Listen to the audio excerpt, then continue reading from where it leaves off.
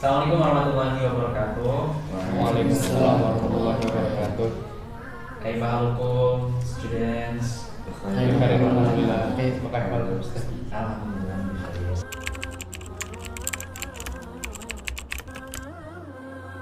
Perkenalkan, nama saya Rasya Fadilah. Saya dari kelas 9.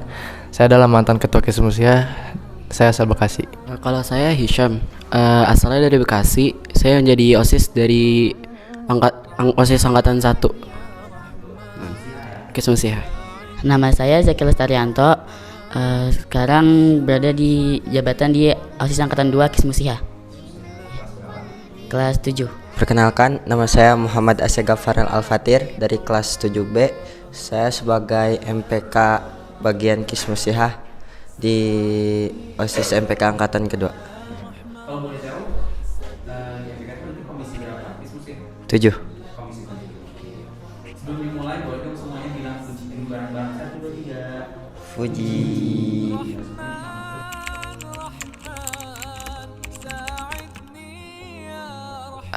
Karena saya melihat tuh anak-anak di pesantren tuh kayak gimana ya?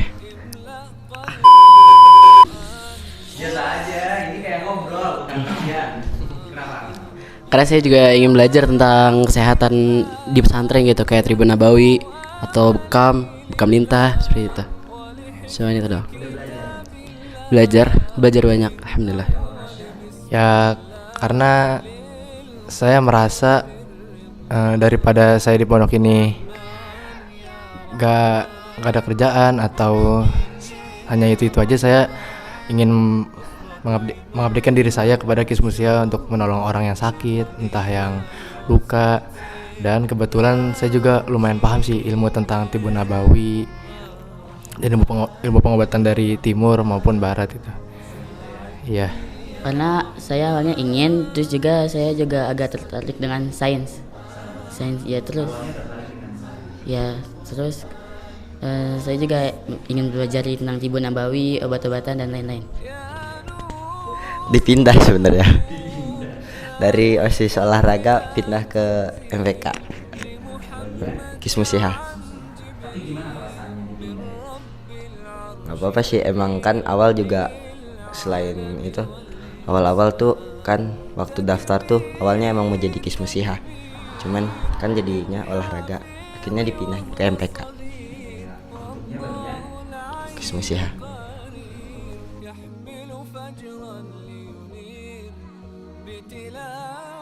Jadi bagi-bagi teman yang di rumah yang nggak tahu Kismusia itu apa, jadi Kismusia itu adalah yang berasal dari bahasa Arab kismu yang arti bagian, siha yang arti kesehatan. Jadi jika diartikan dalam bahasa Indonesia yang berarti bagian kesehatan. Jadi Kismusia adalah suatu organisasi dari OSIS, dari Sekbid ke-7 yang mengurusi bagian kesehatan santri, entah mengurusi obat, mengurusi santri yang sakit atau yang terluka gitu. Jadinya jika ada yang sakit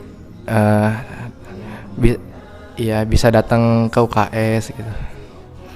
Jadi intinya tim UKS lah ya, di sekolah-sekolah.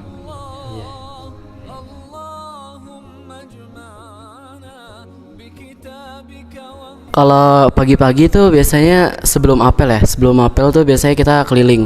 Kalau pas angkatan 1 tuh keliling untuk ngelihat yang ngecek yang sakit, nulis yang sakit siapa aja gitu. Sampai abis apel. Pas sampai abis apel nanti ditulis, ditaruh di kelas yang izin sakitnya itu. Jadi kalian yang mengurusi perizinan yang Sakit. Iya. Ya tugas utamanya sih jelas untuk mengurusi kesehatan yang ada di pondok ini, santri-santrinya. Tapi tugas kita yang harian yang basic itu ya biasanya kayak ngecekin santri yang sakit tiap pagi, keliling per kamar gitu, nyatetin nama yang sakit, terus nama kelasnya, nama kamarnya, terus ngasih obat. Dan kita buat surat izin juga kok buat ngasih ke kelas itu, ke wali gurunya. Sepertinya sama sih.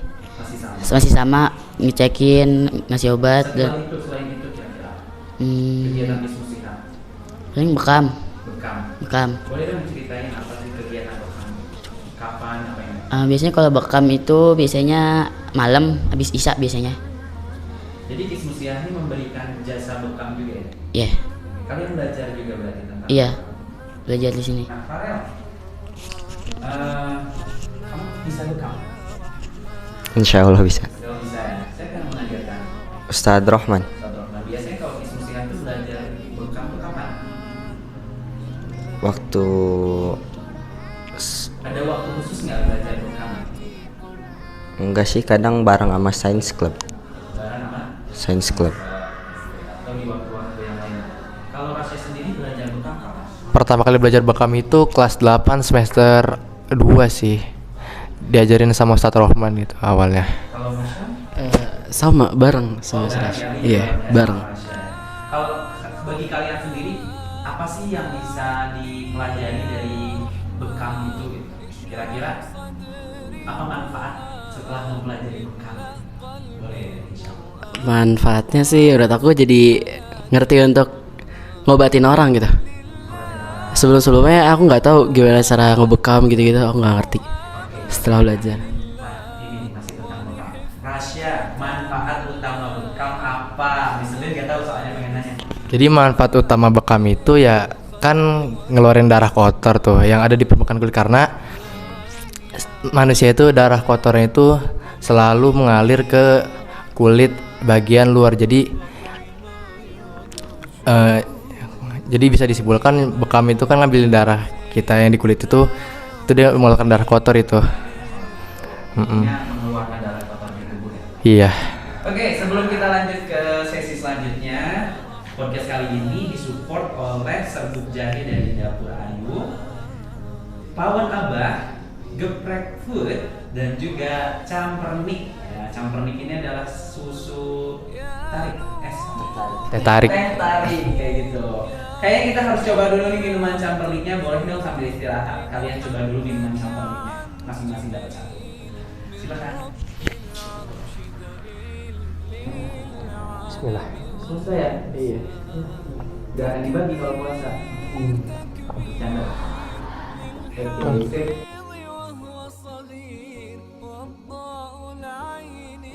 Ya, jadi titik bekam itu sebenarnya ada banyak, tapi kalau yang disunahin oleh Rasulullah SAW itu ada 10. Ya, jadi titik utamanya itu ada di sini. Dia fungsinya untuk membangkitkan sel darah putih untuk seluruh tubuh. Jadi buat melancarkan darah putihnya juga dan darah merahnya. Jadi biar lebih enteng lah fungsinya badannya. Dan yang kedua juga ada di sini, 2 titik ini, 2 dan 3 di pundak ini. Dia untuk menghilangkan pegel juga yang di sini fungsinya tuh. Sama di sini 2 titik ini, 4 dan 5. Dia tuh fungsinya sama juga buat menghilangkan pegel dan juga buat itu sih, menghilangkan flek di paru-paru. Jadi bagi kalian di rumah adalah kalian seorang perokok ya, kalau kalian mau sehat ya sok bekam di sini atuh. Iya. Mungkin menghilangkannya sekitar berbulan-bulan lah, karena emang flek di paru-paru itu karena efek asap rokok itu emang lama ngilanginnya. Begitu. Jadi udah 5 titik ya? Iya, ada 5 titik. Boleh nggak bisa dia nanya, oh Kisam boleh balik badan lagi? Ada yang suka santri Zat ini kepalanya hitam-hitam. Kan banyak yang nyangka katanya artis sujud ya. Itu itu apa sih fungsinya di bekam di jidat itu? Zaki tahu nggak fungsi di bekam? Apa? Ada yang tahu nggak? Ya, saya tahu. Apa? Jadi fungsi bekam di jidat di sini tuh buat menghilangkan pusing, terutama karena saat kita pusing tuh darah kotor kita tuh ngumpul di dahi, sekitar kening sini jidat ngumpul. Jadinya ditarik itu, disedot darah kotor. Jadi efeknya setelah dibekam di sini tuh ya kepala kita ngerasanya enteng, lebih fresh, lebih plong gitu. Dibekam. Boleh. Boleh. Sayang kan kita nggak bisa praktek bekam ya sekarang gitu ya. Iya. Kalau biasa nih kita bahas tentang bekam ini luar biasa banyak banget.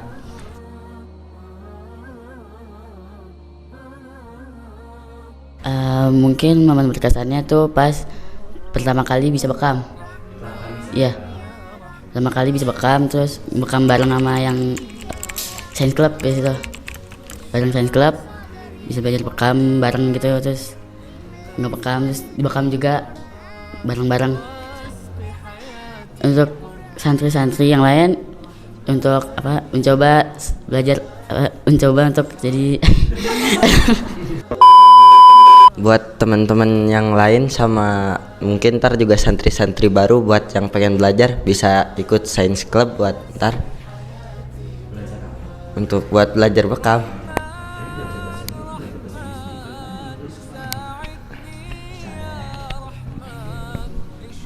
Itu ya. Itu pasti pertanyaan kesan pada selama menjadi diskusi. Mungkin waktu ini bikin jamu, waktu itu kan bareng-bareng tuh bikin jamu. Itu jamu ini yang kata buat dari apa ya, banyak banget banyak. Oh ini kasih tahu juga kita tuh punya program apa? The Herbs Day. Ceritain program. Apa program The Herbs Day? Jadi programnya itu bikin jamu. Jamunya itu dibuat dari bahan-bahan yang herbal lah, yang contohnya daun sirih, temulawak, sama jahe juga pakai. Banyak lah ya. Sehat ya. Biasanya hari apa sih diskusinya ada launching The Herbs Day itu kalau misalnya lagi lancar hari apa? Kalau dari programnya sih harusnya hari Jumat, cuman terkadang ini bahan-bahannya kurang, jadi diundur. Oh ya, tapi intinya hari Jumat ya. Ya kesan paling mengesankan dalam hidup saya di Kismusia yaitu ya pas itu sih, jadi pas purnama di rentang tanggal 15-an ke atas itu biasanya Ustadz Rohman itu dia ngadain bekam-bekam bersama gitu yang Kismusia di UKS. Jadi kita saling ngebekam-bekam itu ganti-gantian, kita nyokopin satu-satu begitu. Dan di situ juga saya merasakan ya cinta di dalam pesantren gitu. Iya, cinta yang begitu hebat gitu. Saya merasakan ada emosi peduli. Iya, peduli sama santri gitu. Perhatian. Boleh tanya nggak, kenapa harus di bulan purnama? Kenapa di bulan Oh. purnama? Ya karena di saat purnama itu bulannya itu dia kan mengeluarkan kayak gravitasi yang lebih dahsyat, itu hebat kan. Jadinya planet sekitar bulan itu dia akan ketarik gravitasinya oleh bulan itu. Salah satu yang energi yang ketarik itu adalah energi air itu. Jadi di saat purnama itu semua air yang di laut dan air yang di sungai maupun air yang dalam diri kita itu seperti darah akan ketarik juga. Jadi bisa dibilang juga iya, dan juga waktu itu juga adalah waktu yang berbahaya. Kenapa saya bilang bahaya? Karena ya di saat itu juga manusia merasakan hawa-hawa pengen marah gitu karena darah tinggi ya. Oh, nafsunya naik juga. Nah iya benar, nafsunya juga itu. Nah iya, jadinya terus data kepolisian juga di data kepolisian juga waktu-waktu atau tanggal banyak kriminal seperti pembunuhan, pemerkosaan, dan aborsi segala macam, dan tingkat seksualitas juga, kejahatan seksual itu. Kasih tahu ke masyarakat di luar sana, Iya. sarankan untuk bisa membekam di tanggal tersebut. Oh ya, jadi bagi teman-teman di rumah yang nonton video ini ya, ya saran saya sih di tanggal-tanggal purnama itu rentang tanggal 15-an ke atas, ya sebisa mungkin kalian merasakan bekam lah, entah kalian bekam di sekitar rumah kalian yang di rumah sehat atau enggak kalian beli atau kami sendiri, murah kok harganya. Yang bagus itu standarnya sekitar 200-an. Tapi kalau teman-teman di rumah punya duit banyak ya bisa beli yang harga 500.000 atau 750.000 itu.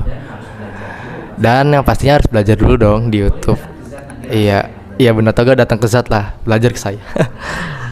Ya menurut saya sama sih kalau kesannya. Jadi di saat malam itu bisa berkumpul bareng-bareng, sekalian cerita-cerita bareng. Terus saya menurut aku enak. Ada lagi nggak kesannya? Ada lagi sama The Herb Day juga tuh menurut aku juga. Iya, membuat jamu bareng gitu-gitu.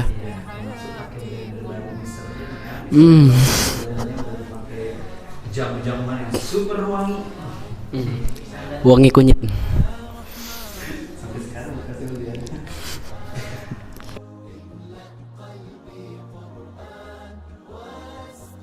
Kemudatannya yang kayak PPS, pura-pura sakit. Nah, itu dia. Boleh kan ceritain itu gimana? Kayak misal kan kalau pagi itu kan ada ini apa namanya, ada pengecekan ada yang sakit atau enggak. Terkadang tuh pas ke kamar ada yang pura-pura sakit, nanti sorenya tiba-tiba langsung main lagi. Terkadang kayak gitu. Gimana cara menyikapi anak-anak kayak gitu? Nanti dipanggil orangnya kadang-kadang ke UKS juga sih kadang-kadang. Iya. Kalau ternyata ketahuan pura-pura sakit apa hukumnya? Keluar kayak Masih gitu. bisa dipaksa bekam Ustadz Rahman itu. Dipaksa bekam. Merasakan kesakitan. Ya nggak jauh beda sih, paling kayak yang lagi banyak yang PPS, tapi kadang juga yang kalau yang sakit banyak gitu, yang kalau yang lagi sakit banyak tapi yang kerjanya juga nggak banyak ya, jadi ya Ya apa ya kesulitan yang saya alami ya? Ya paling kayak itu sih, pas waktu pembagian ngasih sarapan ke yang sakit itu ya merasa kesulitan aja, karena ya kadang-kadang ya makanan yang di tempat makan itu suka habis, atau gak pas kita ke dapur itu masih dimasakin itu makanannya, jadinya itu kita terlambat kasih makan juga, plus kita telat masuk kelas juga sih. Kadang-kadang ada aja sih ustadz yang atau guru yang ngejaga di kelas itu kadang-kadang suka ngiranya kita itu ya telat, tanpa kita telatnya itu karena itu kegiatan kismusia kita, padahal kita tuh ya kita telat karena yang ngambilin makan, karena masaknya emang lumayan lama sih gitu.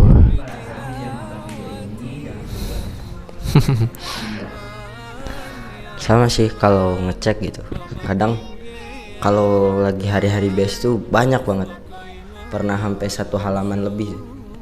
Terus daftar nama orang yang sakitnya itu sampai lebih 1 halaman, ada 20 lebih gitu. Tapi sorenya itu pada main, hampir semua main gitu. Tapi giliran ujian paling yang sakit 2, 3, malah kadang nggak ada yang sakit. Apalagi pas Ramadan tuh. Pas Ramadan pernah waktu keliling ngecek-ngecek yang sakit itu kosong. Kosong yang sakit.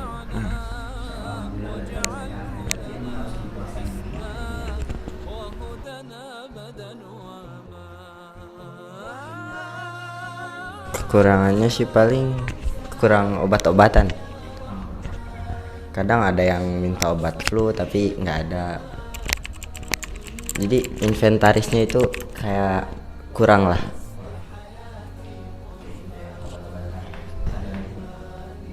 Sama mungkin buat apa ya? Itu timbangan. Oh iya, timbangan. Jadi kan buat dosis obat itu berat badan ditimbang. Jadi kalau salah dosis bisa kacau. Berarti umur dan abu yang memiliki rezeki dan mau memberikan timbangan kami tunggu. Ya, kayak gitu ya. Itu ya dari Farel. Oke, kalau dari Zaki, paling obat-obatan gitu kurang lengkap, kayak itu tadi obat flu. coba sebutin obat apa aja yang kurang. Mungkin kalau kayak Yang obat paling sering paling populer diperlukan. mungkin ini kayak obat flu gitu, soalnya itu kayak jarang. Kalau yang lain emang banyak gitu, cuman ya kayak obat flu atau Yang paling sering habis. ya paling paracetamol juga, atau obat radang gitu Kadang ya. apa lagi kurang? Mungkin itu aja. Terus kayak tadi timbangan kan udah, terus mungkin yang buat mengukur tinggi badan Pengukur tinggi badan ya paling gitu aja. Ini kamar khusus. kamar khusus. Iya, kamar khusus buat orang sakit. Oh gitu. Iya. Kenapa sih harus ada kamar khusus? Kayak bisa ini aja, kalau misal ada orang sakit nih, ada sakit yang untuk dirawat gitu, itu tuh bisa dirawat di satu kamar itu untuk khusus orang itu. Iya, lebih mudah juga. Iya bener. Apalagi ya? Ya tadi sih yang disebutin sama Farel sama Zaki kayak obat. Nah lebih spesifik itu sebenarnya antibiotik sih. Ya UKS kita sebenarnya butuh banget antibiotik karena dari kemarin tuh banyak yang minta itu antibiotik karena entah sakit apa, dia demam atau segala macem. Nah jadinya Ana berharap banget yayasan bisa mendonasikan antibiotik lah. Dan yang gak kalah penting juga inventaris yang lain sih seperti hording juga itu dibutuhkan buat jendela karena ya kalau yang sakit terus itunya lagi panas kan terlalu terang gitu ngejeter, dan butuh hording yang buat itu sih yang di samping ranjang itu. Jadi biar kalau dia sakit luka atau apa jadi nggak dilihat sama orang banyak gitu. Mungkin sarankan juga mengenai kamar yang lebih detail. Mbak sarankan maksudnya kayak kamar yang UKS atau yang khusus yang sakit? kamar khusus yang sakit. Oh ya, kalau khusus yang sakit sih, Ana tuh pengennya ruangannya itu sebesar ya kelas yang di sini atau sebesar kamar pada umumnya. Jadi isinya itu kayak kasur-kasur, terus dispenser, terus sama kompor. Ini sebenarnya bukan buat kita yang masak sih sebenarnya, nih buat kita bikin bubur buat yang sakit. Karena kalau misalnya yang sakit itu dia kalau kita ambil nasi atau makan berat dia nolak karena ya bagi mereka tuh terlalu ya nggak enak aja itu dimakannya. Jadi namanya juga sakit kan ya kurang lembut, jadi ya mereka butuh bubur gitu.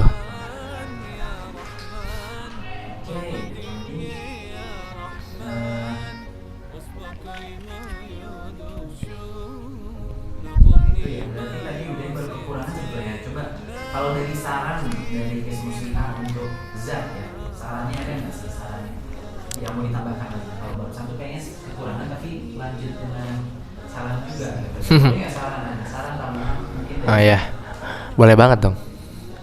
Ya saran Ana sih mohon ditingkatkan sarana dan prasarananya seperti inventaris kayak dispenser, ruangan buat yang sakit, kasur, terus sama apa lagi ya? Iya hording juga, dan yang nggak kalah penting tuh obat-obatan juga sih. Iya. Wow, luar biasa, kita sudah hampir ada di penghujung podcast kita.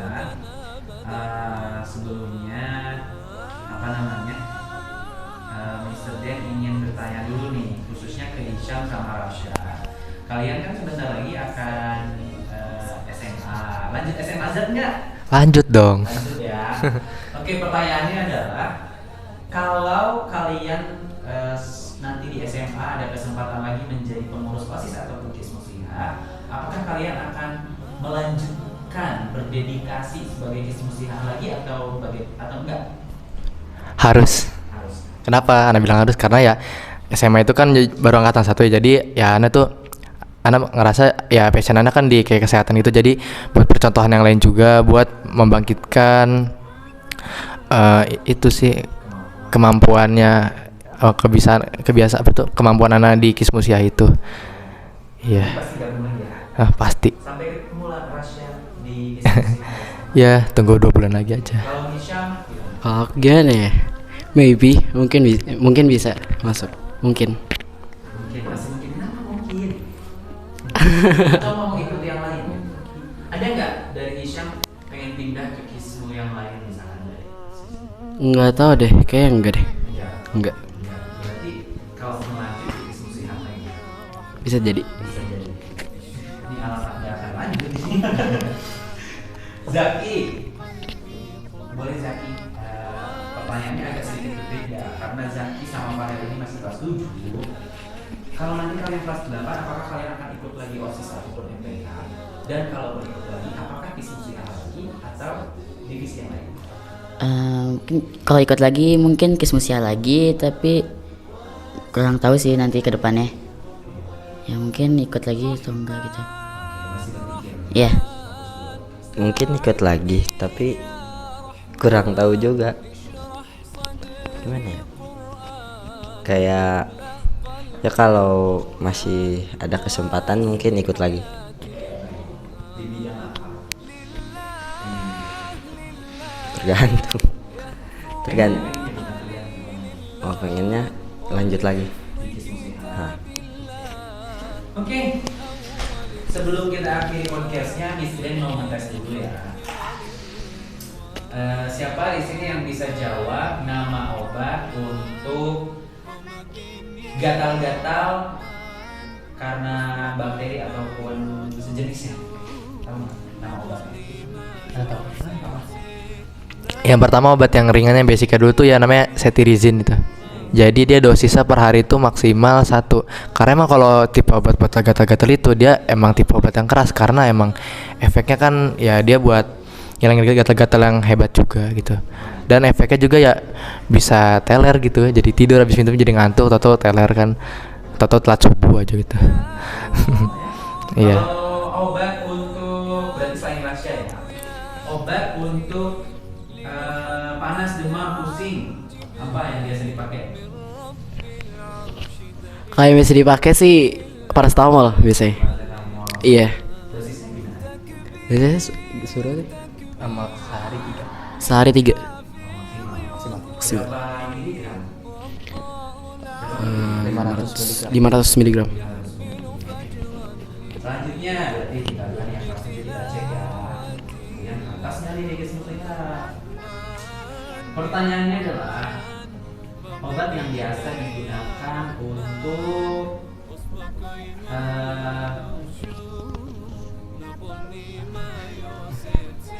sakit flu apa yang biasa digunakan kismuslihat kalau ngobatin orang flu? Ya nggak tahu. Sebenarnya bukan nggak tahu sih, kita emang udah lama kehabisan obat Iya, flu kalau juga. obat Oh gitu. Tapi Oke. ada alternatifnya. Apa? Biasanya kalau alternatif itu Oke, main dong. oh iya. Ya alternatifnya kalau misalnya nggak ada obat flu itu kan udah lama ya, kita kehabisan obat flu itu sekitar berapa tahun yang lalu sih? Berapa tahun yang lalu? Enggak maksudnya iya berapa bulan lalu, maksudnya tuh dari 2021 kita udah kekurangan obat flu gitu kan. Jadinya alternatifnya bisa dengan itu sih. Jadi air hangat setengah gelas itu dicampur sama minyak kayu putih. Jadi bagi kalian di rumah yang lagi nonton video ini, minyak kayu putih bisa diminum loh. Iya. Jadi tinggal 5 tetes ya kan, terus diaduk. Nah, terus diminum pelan-pelan, tapi sebelumnya bismillah dulu ya. Biar Allah yang menyembuhkan, karena itu karena kita Kismusia ini dan segala obat-obatan pendukung itu kita hanya perantara. Tugas kita bukan menyembuhkan, tapi sebagai perantara. Yang menyembuhkan hanyalah Allah. Kita nggak ada daya apapun. Iya. Siap kaum hawa di luar sana yang menonton. Di follow IG-nya Rasya. Aduh, nggak punya IG. Tapi bohong. Bohong bercanda. Ada. Pertanyaan terakhir. Tips buat seluruh santri, khususnya santri baru yang akan datang, Iya. untuk kesehatan mereka selama di pondok, apa yang harus dipersiapkan, apa yang mungkin harus dibawa dan lain sebagainya. Boleh? Nanti masing-masing ngasih tips dari Rasya. Iya. Kalau tips dari Ana sih, yang pertama itu ya bawa obat-obatan buat kayak penyakit biasa, kayak misalnya buat demam, buat meriang atau masuk angin, kayak obat buat demam, obat buat masuk angin atau obat buat diare dan segala macam itu dibawa aja, takutnya nanti yang di UKS habis obatnya, jadi dia masih ada stok itu di lacinya dia gitu. Sama yang gak kalah penting juga jaga kebersihannya, karena ya di pondok ini kan kita hidup bareng-bareng nih. Nah kan kita nggak tahu tuh mana orang yang yang orangnya bersih banget dan orangnya bersih biasa gitu. Jadi dia nggak terlalu bersih. Jadi kalau misalnya kita nih udah bersih banget, tahu teman sebelah ranjang kita dia orangnya maaf kayak kurang bersih gitu. Kalau misalnya tahu dia punya penyakit kulit atau yang contohnya seperti skabies atau jamur, kita bisa tertular. Contohnya dulu pas anak kelas 8, anak pernah waktu itu anak alhamdulillah lumayan bersih sih, jadi mandi kadang-kadang tuh sehari 3 kali atau 2 kali ya buat mencegah gitu. Gak lama kemudian anak kena jamur di tangan 3 itu hilang, itu lumayan lama sembuhnya loh, sekitar 6 bulan itu. Iya, penyakit kulit iya, dari pakaian juga itu harus dijaga, sering ganti, sama spray juga.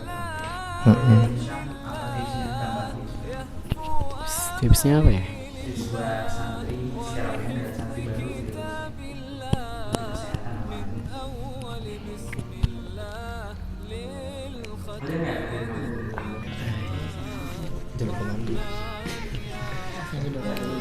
Jangan lupa mandi.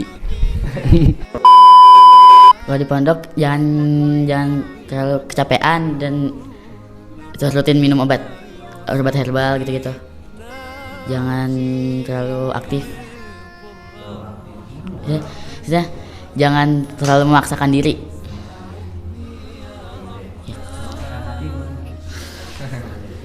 mungkin harus sering-sering olahraga, tapi olahraganya yang standar aja gitu. Jangan yang jogging mungkin, sama basket. Capek basket. Ya ini olahraga. Sama jaga ini mungkin makanan, kebersihan. Kurang mie instan. Oh.